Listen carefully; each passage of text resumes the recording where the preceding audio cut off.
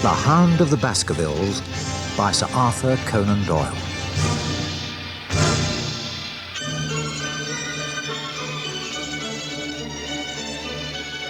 My friend Sherlock Holmes was involved in some very unusual cases of detection, but never one as strange as that I am about to tell. It began ordinarily enough one morning in late September 1890 at his London flat in Baker Street. Holmes had in his hand a faded yellow document of some age. It was dated Baskerville Hall, 1742. He told me that it had been left for him to look at by a James Mortimer. Like you, Watson, said Holmes. He is a doctor, and he is calling on me in person later this morning. The faded parchment told of the curse on the Baskerville family and how it had begun.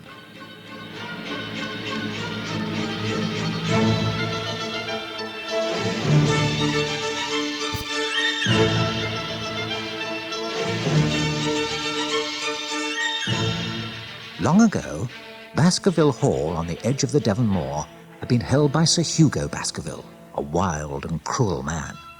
Sir Hugo had taken a fancy to the daughter of a farmer who lived across the moor, a few miles from the Baskerville estate. The girl, however, was afraid of Hugo, for she knew of his bad character and would have nothing to do with him.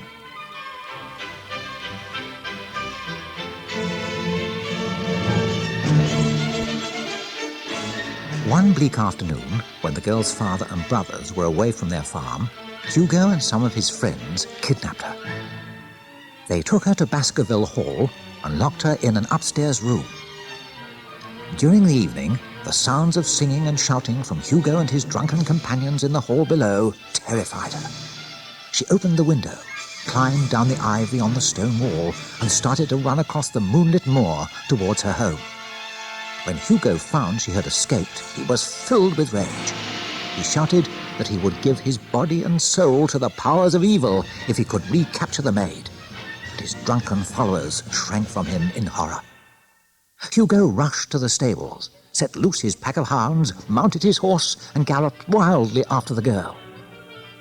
After a time, his friends found their courage once more. Several of them fetched their horses and rode after Hugo, hoping that they would be in time to save the girl.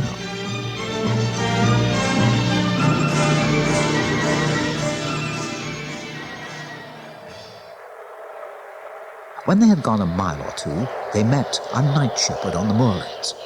The man was almost too shocked to speak, but he told them, "Hugo Baskerville passed me on his mare, and behind him ran an enormous black hound of hell." On they went. Soon they heard the sound of galloping, and Hugo's mare came alone out of the night, its mouth dabbled with froth and its saddle empty. Now they rode close together, for a great fear was on them. At the entrance to a clearing, they found the hounds huddled together, shivering with terror. In the middle of the clearing lay the dead body of the girl. Lying near her was Hugo Baskerville, and over him stood a great black beast shaped like a hound. As the horseman watched, it tore the throat out of its victim, then turned its blazing eyes and dripping jaws on them. They turned and fled, shrieking across the moor. Ever since that night, the Baskerville curse has passed from father to son. Many have died violent and mysterious deaths, and those who are to come are warned never to cross the moor alone in those dark hours when the devil hound is about. Here the document ended. When Dr. Mortimer arrived, Holmes gave him back the manuscript and said that he did not concern himself with fairy tales. Be patient, Mr. Holmes, replied Mortimer.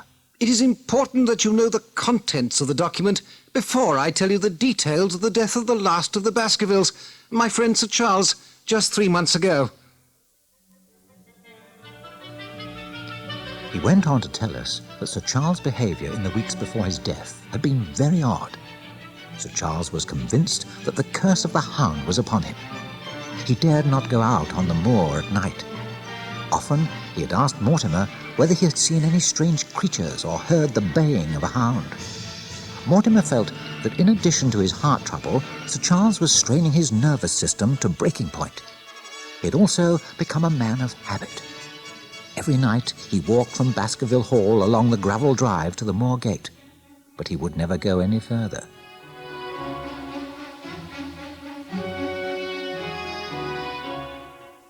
One night in June, his body was found near the moor gate by his butler, Barrymore.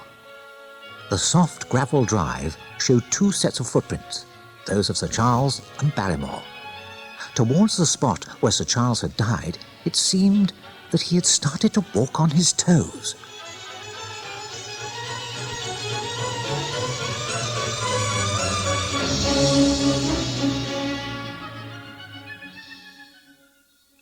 I was sent for, Continued Dr. Mortimer. I examined the body. It had no physical injuries on it, but the face was twisted with terror. He had died from heart failure. Barrymore told me that there were no marks on the ground around the body, but I saw some about 20 yards away on the grass, before they were destroyed by the steady rain. Holmes looked at Mortimer with a hard glitter of interest in his eyes. Were they footprints? Yes. A man's or a woman's? Dr. Mortimer looked at us in a curious way, and his voice sank to a whisper as he answered, Mr. Holmes, they were the footprints of a gigantic hound. At these words a shudder went through me. Holmes looked at him. What exactly have you come to see me about, Dr. Mortimer? I want you to advise me. In 1 hour, Sir Henry Baskerville arrives in London from Canada. He is the son of Sir Charles' younger brother and the last of the Baskervilles. Dr. Mortimer added that the only other Baskerville, Roger, had died in Brazil of yellow fever some years before. Roger was descended from Sir Hugo of the legend. In your opinion, Mr. Holmes, is Dartmoor a safe place for a Baskerville? We want Sir Henry to live among us and carry on the good work his uncle, Sir Charles, did for the poor of the district. My advice is to meet Sir Henry and bring him to see me this afternoon. Just one more question. Several people saw a hound on the moor before Sir Charles' death, but have any seen it since? No, Mr. Holmes.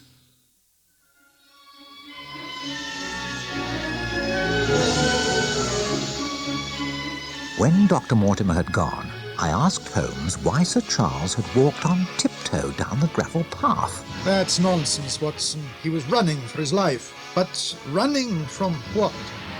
That's our problem. Now we awaited the arrival of Sir Henry Baskerville. In the middle of the afternoon, Dr. Mortimer returned with him. He was a pleasant, strongly built man of about 30. Sir Henry listened carefully as Dr. Mortimer told him all the details of the Baskerville curse.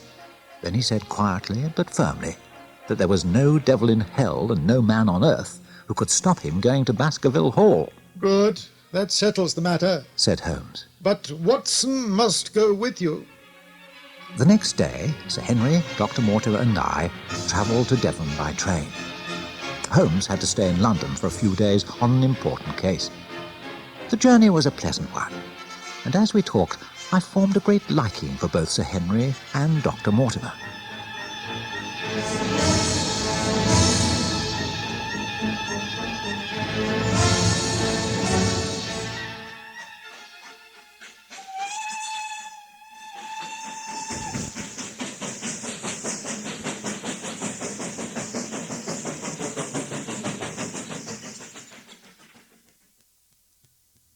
When we reached the small village station in Devon, an open carriage pulled by 2 horses awaited us. Soon, the driver was taking us through the evening twilight to the edge of the moor. It rose out in front of us in the sinking sun, and a cold wind sweeping across it made us shiver. The grim wasteland, the chill wind, and the darkening sky made us silent. In front of us were rocks, wild scenery, and twisted trees. Suddenly, the driver pointed with his whip and said, Baskerville Hall. A few minutes later, we had reached the lodge gates. We passed into a private road bordered by trees, with Baskerville Hall glimmering like a ghost at the other end. The butler, Barrymore, stepped from the porch to welcome us. Then the driver went on to take Dr. Mortimer home. Inside, the house was a place of shadow and gloom. It isn't very cheerful, said Sir Henry. We had a meal, and then went straight to bed. When I looked out from my bedroom window over the moor, it seemed cold, grey, and unfriendly. In the deathly silence of the old house, I lay for some time before sleep came.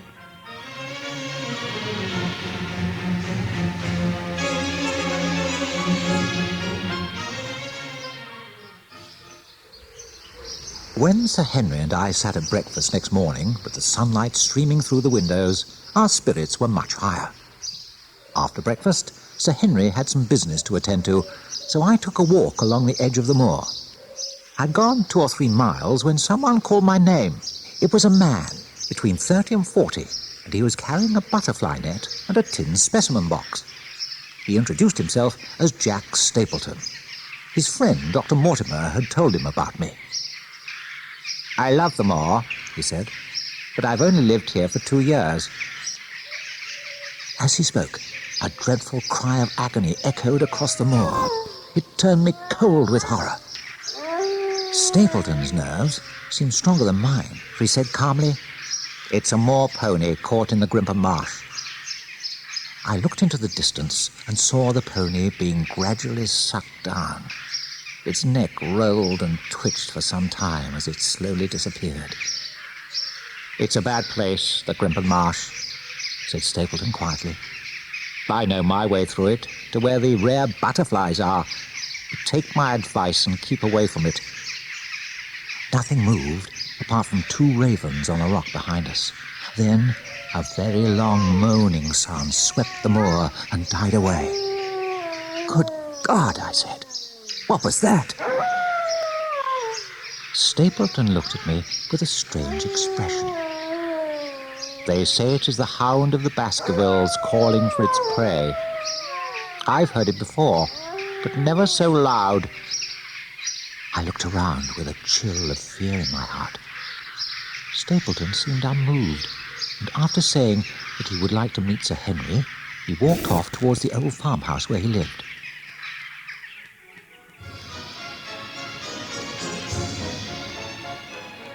The death of the pony and the curious sound like a hound had upset me. I returned to Baskerville Hall with my head full of vague fears. Next day, Stapleton called. He took Sir Henry and me on the moor, and he showed us the spot where the legend said that the wicked Hugo had died. It was a dismal place. Stapleton seemed very eager to be friendly with Sir Henry.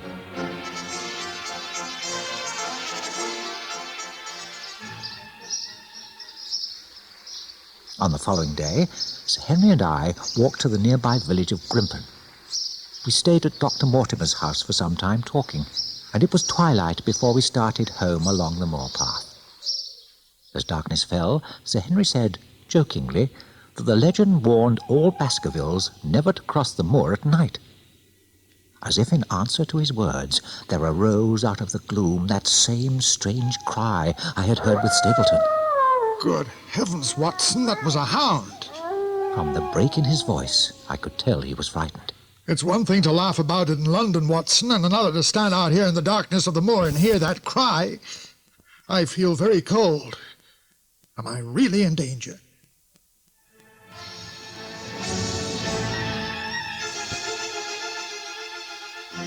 Immediately, I began to hurry him back to Baskerville Hall. As we walked, I glanced upwards. Some distance away was a large rock, and standing on it, outlined in black against the sky, was the figure of a man watching us. With a cry of surprise, I pointed him out to Sir Henry. In the moment it took for Sir Henry to turn his head, the man had disappeared.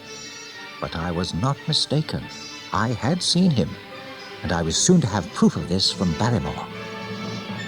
When we reached Baskerville Hall, I found Barrymore waiting for me. He said that a man was hiding on the moor, living in one of the empty stone cottages. I asked him how he knew that, and he replied that one of the village boys went daily to the stranger taking food. Barrymore was upset. He said that the moor was frightening enough without a stranger hiding and watching at night. It seemed that Barrymore and I were both thinking along the same lines. Had the stranger anything to do with the hound? We were both worried for Sir Henry's safety.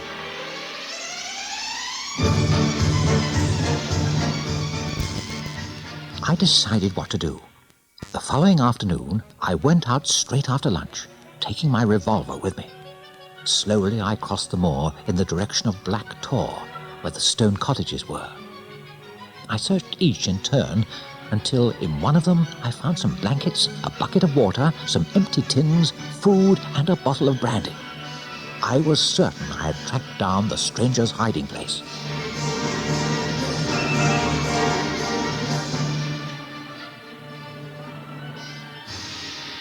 It was mid-afternoon. I sat down to wait with my revolver handy. About an hour had passed when I heard someone coming. I got into the darkest corner and held the pistol ready with my finger on the trigger. Whoever it was stopped outside the open doorway. There was a long pause. Then a voice said, "Why don't you come outside, Watson? It's a beautiful evening." For a moment I was hardly able to believe my ears. "Holmes," I cried. "Come out, He said. and be careful with that pistol." I was overjoyed to see him. He told me he had wanted everyone, including myself, to think he was in London. In fact, he had followed us to Devon by the train after hours.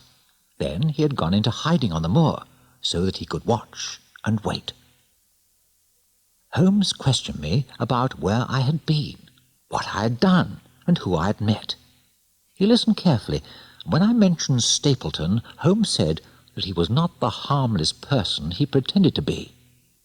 "What do you mean?" I asked. "Behind that smiling, friendly face, he is calmly plotting murder. Said Holmes. Cold-blooded and deliberate murder. I can't explain the details now. My plans are closing in on him just as his are on Sir Henry. The only danger is that he will strike first. In a day or so, my case against him will be complete." He said there was now no longer any need for him to remain in hiding, and we went back together to Baskerville Hall.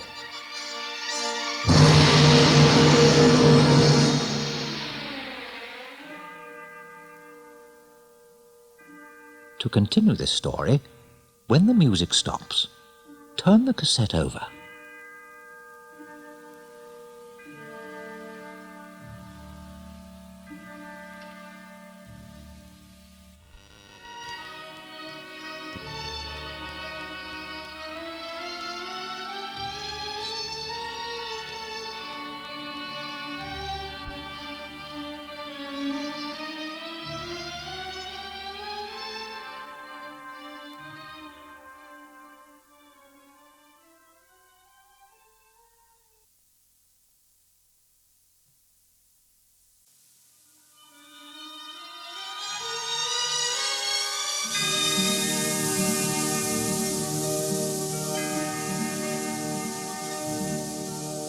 Sir Henry was very pleased to see Sherlock Holmes. "How is the case going, Mr. Holmes? Have you made any sense of it yet?" Holmes said the matter would be solved before very long if, when the time came, Sir Henry would do exactly what he was told to do without argument. To this, Sir Henry agreed. Then he went to his room. Once he had gone, Holmes and I went to the dining hall. On the walls hung paintings of the Baskervilles going back over 300 years. Holmes moved from painting to painting, looking very carefully at each in turn. Then he went back and held a lamp to one in particular, studying it closely. It was a portrait of a man in black velvet and lace, the wicked Sir Hugo who had started it all. "Look at it, Watson." I did so.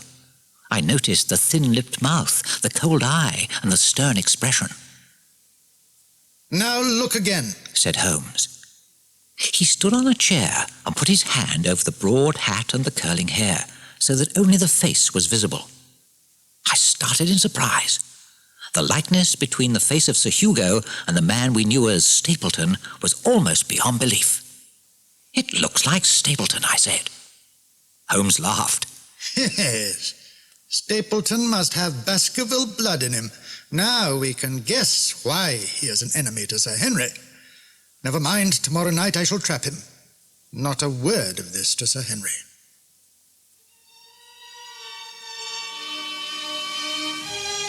Holmes was up early in the morning and seemed to be in good spirits. Sir Henry had been invited to visit Stapleton that evening. He asked Holmes and myself if we would like to go with him. I'm afraid not, said Holmes. You will have to go alone, as Watson and I must be in London on important business. This was news to me, but I said nothing. Sir Henry looked disappointed. I would like to go to London with you. You must stay here, said Holmes.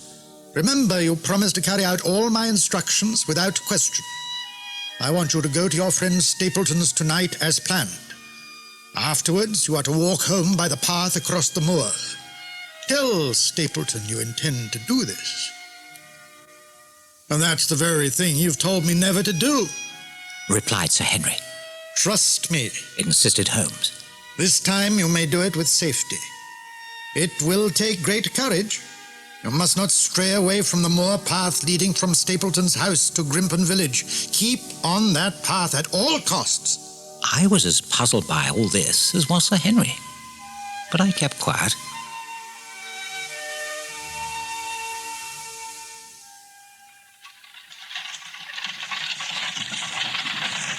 A couple of hours later, we left Baskerville Hall for the railway station.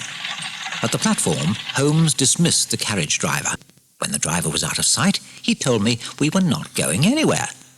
Part of his plan was to let Stapleton believe we were in London, so that he would then feel safe to attack Sir Henry. This was exactly what Holmes wanted him to do. I was not completely surprised. Sherlock Holmes rarely told his full plans to anyone, including myself. We had a meal and talked more about Stapleton. Holmes had photographs, copies of statements from witnesses and various documents.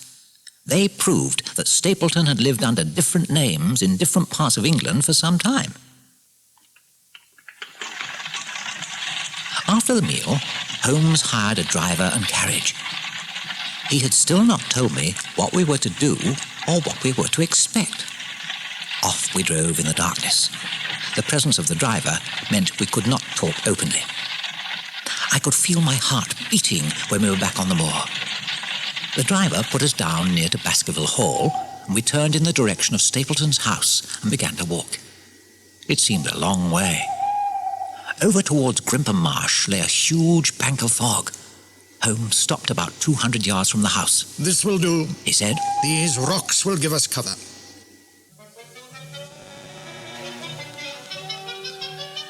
We got into a hollow behind the rocks, but although we could see the house, we were too far away to see what was happening inside.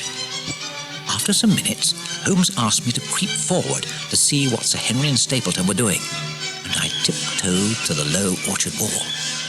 At one place, I could see through the uncurtained window into the room where they were dining. Stapleton was talking. Sir Henry looked pale. Perhaps the thought of that lonely walk back across the moor was on his mind. As I watched, Stapleton left the room. He came outside and went into an outhouse. I heard a curious scuffling noise. Then, after a minute or so, he came out, locked the door, and returned to Sir Henry. I crept back and reported to Holmes what I had seen. By this time, the bank of fog over Grimpen Marsh had begun drifting in our direction. This is serious, Watson. It's moving towards us. Sir Henry must leave before the fog reaches the path. His life depends on it. It can't be long now. It's already after 10. Every minute we waited, the fog drifted closer.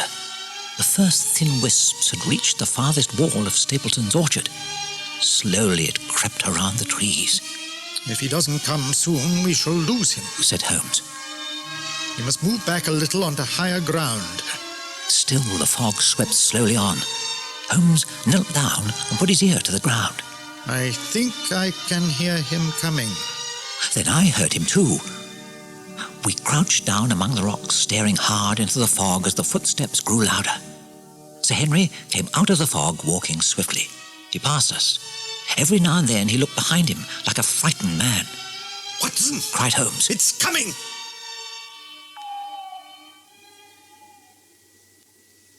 About 50 yards from where we were, a dreadful shape burst out of the fog. I sprang to my feet. It was a hound, an enormous black hound. Light seemed to come from its mouth and flicker around its eyes and jaws. Never have I seen anything so hellish. With long bounds, it followed hard on the track of our friend Sir Henry. We were so shocked we let it pass us before we recovered our nerves. Then Holmes and I fired together. It gave a howl of pain, but did not stop. Sir Henry had turned and was looking in helpless terror at the thing which was hunting him down.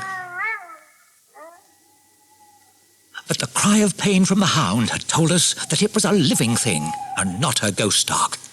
Holmes ran after the hound. We heard the screams of Sir Henry. The beast had hurled him to the ground and was about to attack his throat. Holmes put 5 shots from his revolver into the creature. It rolled over onto its back, pawed the air, and then fell still. I stooped over it with my pistol drawn, but the giant hound was dead. Sir Henry had fainted. His eyelids quivered. I gave him some brandy from my flask. My God, he whispered. What was it? Whatever it was, it is dead, said Holmes. The family ghost has been killed forever. The size of the creature was huge. It was neither pure bloodhound nor pure mastiff, but a mixture of the two, and as large as a small lioness. The head and jaws seemed to glow with a bluish light. I put my hand on its head, and as I lifted my fingers, they too gleamed blue in the darkness. Phosphorus, I said. A clever preparation of it, replied Holmes. We knew that the sounds of the shots must have warned Stapleton that the game was up. The 3 of us went to his house and searched it room by room, but our quarry had gone. Holmes had planned well, for Stapleton's only escape route was through Grimpen Marsh. Since it would have been useless to try to find him in the fog, we returned to Baskerville Hall. On the way, Sherlock Holmes told Sir Henry how Stapleton had plotted to kill him. On the morning after the death of the hound, the fog lifted, and Dr. Mortimer guided us to a pathway through Grimpen Marsh. The rotting reeds and slimy water plants gave off a smell of decay, and several times we sank thigh-deep into the quivering mud. We saw traces that someone had passed that way before us. Further on, we found Stapleton's hat, lost by him the night before in his flight through the fog. That was the last sign we saw of him.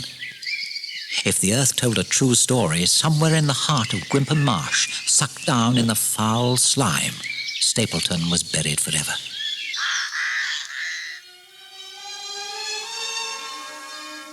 In an old hut, where Stapleton had kept the hound, we found a very strong chain, a pile of gnawed bones, and a tin containing the paste mixture used on the creature's head and jaws to make it appear ghostly. This must certainly have helped to frighten Sir Charles to death. Stapleton had not dared to keep the hound at his house, except on the nights of the attacks on Sir Charles and Sir Henry. He had kept it hidden, but he could not quieten its voice. There were still many points which I did not understand. Some days later, on the train back to London, Holmes explained. Stapleton was indeed a Baskerville. This was something we had not expected, but Dr. Mortimer had told us in the beginning that Sir Henry was the last of the Baskervilles. It was not so. Roger, the brother of Sir Charles, had not died of yellow fever in Brazil. In fact, he had married and had one son, also called Roger. That son, we knew later, under the name of Stapleton. When Stapleton came to England, he found out that only 1 or 2 lives stood between him and the rich estate of Baskerville. To begin with, his plans were vague. His first act was to live near to Baskerville Hall. His second was to become friendly with Sir Charles. When Sir Charles told him the story of the Baskerville curse, Stapleton thought of a way to make it come true.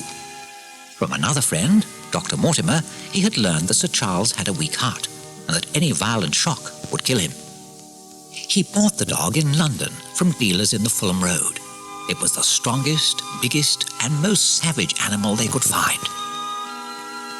No one knows how many times Stapleton waited with the Hound in the darkness without success. Then, one night, as Sir Charles strolled along the drive, Stapleton released his Hound. Sir Charles ran in terror and his heart failed. Stapleton called off the Hound and took it back to its hut on Grimper Marsh. It is just possible that Stapleton did not know then of another Baskerville living in Canada. If so, he must have had a shock himself when he learned of Sir Henry. It meant he had to plan another death. By the time Holmes was found by me, when he was hiding on the moor, he had worked out most of the case against Stapleton. He knew also that he would have to catch Stapleton in the act, for nothing could be proved against him. So Sir Henry had to be used as bait to make Stapleton act.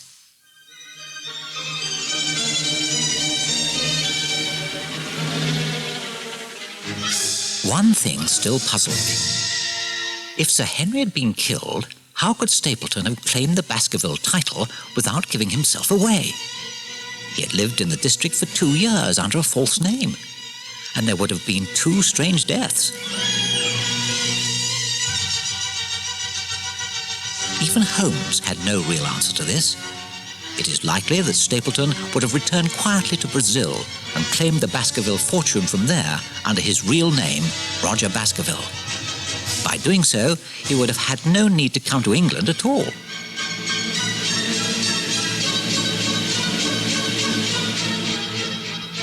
Only one thing is certain: that cruel and evil man would have tried to find a way.